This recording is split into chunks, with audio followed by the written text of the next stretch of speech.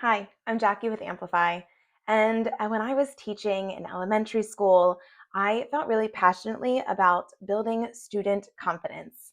And so I'm going to walk you through some strategies, some tips, some things that I did when I was teaching. And ironically, they're also things that I do now as a parent. So, in order to build and foster student confidence, something that I did in my classroom starting at the beginning of the year was implemented classroom jobs. I wouldn't just say these are the jobs that need to get done in our classroom. We would start the year by saying, what jobs do you think need to get done in the classroom? And I would give student that ownership to look around the room and say, we need someone to take care of these materials. We need someone that is the office person that runs things down to the office when we need to. We need someone that does something when we're passing out papers. They loved being the paper passer. But not only that, I would then allow them to take on those jobs and be the ones that really took ownership of that. And part of that would be halfway through the year, maybe we started using technology more. And they would say, wait, we need someone that's in charge of this tech cart, or we need someone that's in charge of chargers and making sure everything's charged at the end of the day so we can use it the next day. So giving students that responsibility and that level of engagement within our classroom community really helped build their confidence. Something else that I did, and they came to understand this is just one of the ways that I talked to them, was used I notice statements. I did this when there was behavior I didn't want to see. I noticed you're having a really hard time doing XYZ. But I also did it when I really liked what they were doing.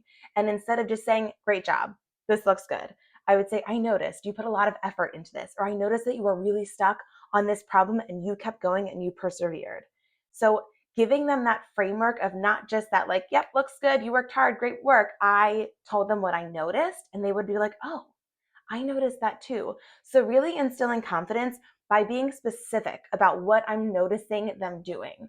Now you may say, gosh, that sounds great, but I don't have time to do that all the time. It doesn't need to happen all the time. It just needs to happen for maybe once a week for every student in your classroom. You just tell them, hey, I noticed you worked really hard on this. When they're turning something in, when they're just working at their desk, I noticed you're focusing really well on this. And be like, hey, I am actually doing a really good job focusing on this.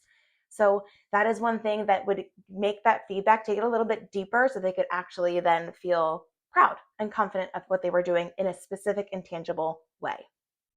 Something else I did was have students use each other as thought partners. I've talked about this in a previous video where we talked about students seeing each other as knowledge keepers. And that also builds confidence. If they're like, hey, I have the answer to this, someone might come to me when they're stuck. Instead of going to the teacher, they might come to me. And then that builds confidence because they realize they can help others. And we get a lot of confidence and we feel really good about ourselves when we are helping others.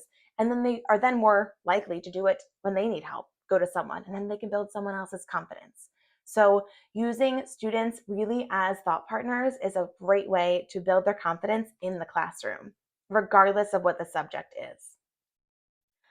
I also, because I gave a lot of feedback on, like, I noticed you were stuck on this and you worked really hard to push through, I myself modeled mistakes. It was so important to my students to realize that mistakes are how we grow, mistakes are how we get better, mistakes are really what make us learn, and they change our brain in a really good way. We talked a lot about the brain when I taught, and we talked a lot about how if learning was easy for everything, you wouldn't move the needle very far on how much you're learning because it would just come easy, it'd be automatic.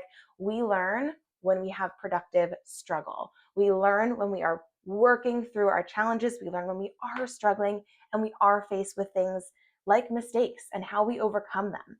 And really, and I see it with my daughter as well, is that when something feels hard and instead of just jumping in to save them and jumping into making it easy, taking a step back and saying, I know if you keep trying, you will get it. So maybe it's that math problem. Maybe it's that text that they're really struggling with decoding some of those words and not always jumping in to save them, but really helping them along the way with strategies. I'm not saying just back off and just hope for the best. I'm saying you can still give them that support, but they will feel so much more confident by the end if they realize that they put in the effort to get to where they are. So praising efforts, really giving them that specific, I'm noticing you're doing X, Y, and Z feedback so that they can internalize and really take on some of that. And then praising their efforts and their mistakes. not just when they do great, but when they make mistakes and when they overcome it. So hopefully you can take some of these strategies and you're able to implement them and then see how the confidence in your students hopefully improves over time. Thanks.